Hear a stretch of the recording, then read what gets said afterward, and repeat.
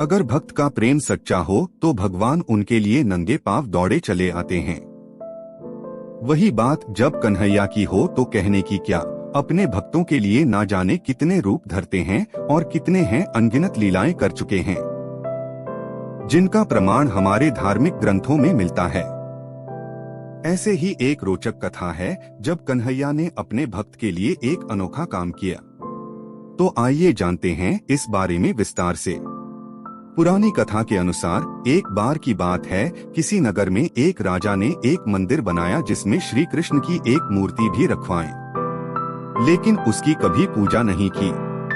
पूजा करने के लिए मंदिर में एक पुजारी को रखा गया। पुजारी नियमित कन्हैया जी को नहलाता और बड़े ही श्रद्धा भाव से उनकी पूजा अर्चना करता। राजा भी रोज कन्हैया जी के लिए एक फूलों की माला भेज देता था और जब वह दर्शन के लिए आता तो पुजारी उसे माला को उतार कर राजा को पहना देता। ऐसा करते करते पुजारी की भी उम्र बीत चुकी थी। एक दिन राजा किसी वजह से नहीं आ सका तो उसने एक सेवक के साथ मंदिर में माल पहुंचा दी और कहलवा दिया कि आज वह मंदिर नहीं आएगा, इसलिए पुजारी उसका इंतजार ना करे। इतना कहकर सेवक वहां से चला गया। पुजारी जी ने हमेशा की तरह कन्हैया जी को माला पहना दी, लेकिन जब शाम हुआ तो पुजारी ने यह सोचने लगा, माला उतरकर किसे पहनाई जाए। उसने सोचा क्यों ना यह माला आज मैं ही पहन लूं। वैसे भी मेरी उम्र हो चली है, जीवन का क्या पता कब खत्म हो जाए। इतना सोचकर पुजारी ने माला उतारकर अपने गले में डाल ली, लेकिन इतने में ही सेवक आ गया और उसने बताया कि राजा की सवारी मंदिर में पहुंचने वाली है।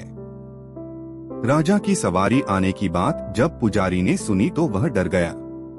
उसने सोचा कि अगर राजा ने उसे देख लिया तो उसे मरवा ही डालेंगे। जल्दबाजी में पुजारी माला उतारकर कन्हैया जी को पहना दिए।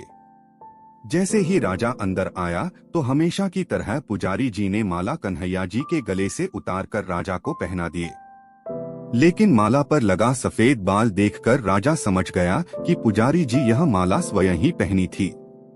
बस फिर क्या था, राजा क्रोधित हो उठे और उन्होंने गुस्से में पुजारी से पूछा कि माला पर सफेद बाल कहां से आया। तब राजा की बात सुनकर पुजारी डर गया और बोल पड़ा, यह तो कन्हैया जी का है। अब तो राजा और भी क्रोधित हो गए, क्योंकि कान्हा तो भगवान है और उनके बाल सफेद कैसे हो सकते हैं। इसलिए राजा ने फरमान सुना डाला कि कल श्रृंगार के समय राजा खुद आएंगे और देखेंगे सच में कान्हा जी का सफेद बाल है या पुजारी झूठ बोल रहा है। उन्होंने कहा कि अगर पुजारी झूठ बोला होगा तो उन्हें फांसी दे दी जाएगी। राजा का फरमान सुनकर पुजारी का बुरा हाल हो गया। उसने सोचा अब क्या करें, कहां जाएं? अब तो उसका मारना तय है।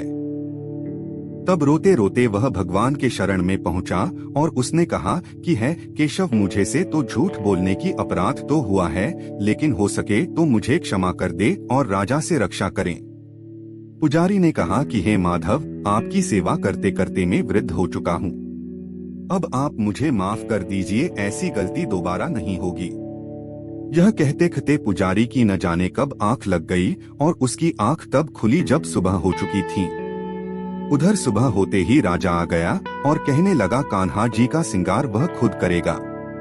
ऐसा कहकर राजा ने कान्हा जी की मुकुट उतारा तो देखा कि श्री कृष्ण के सारे बाल ही सफेद है। लेकिन राजा को फिर भी यकीन नहीं हुआ। उसे लगा कि फांसी की डर से पुजारी ही ने बालों को रंग दिया होगा। राजा ने सोचा कि क्यों ना कन्हैया जी का एक बाल तोड़कर देख लिया जाए। इसके बाद राजा ने कन्हैया जी का एक बाल तोड़ लिया, लेकिन जैसे ही बाल टूटा कन्हैया जी के सर से खून की धारा बहने लगी। यह देखकर राजा ने भगवान के चरणों में गिरकर माफी मांगने लगा। तभी श्री कृष्ण के मूर्ति से आवाज आई, है राजन, तुमने मुझे केवल मूर्ति मात्र ही समझा, इसलिए आज से मैं केवल तुम्हारे लिए मूर्ति मात्र ही रहूंगा। लेकिन पुजारी ने मेरी श्रद्धा मन और सच्चे भक्ति से मेरी पूजा की है, इसलिए उसकी अनन्य भक्ति को देखकर मुझे अपने बाल सफेद करने पड़े।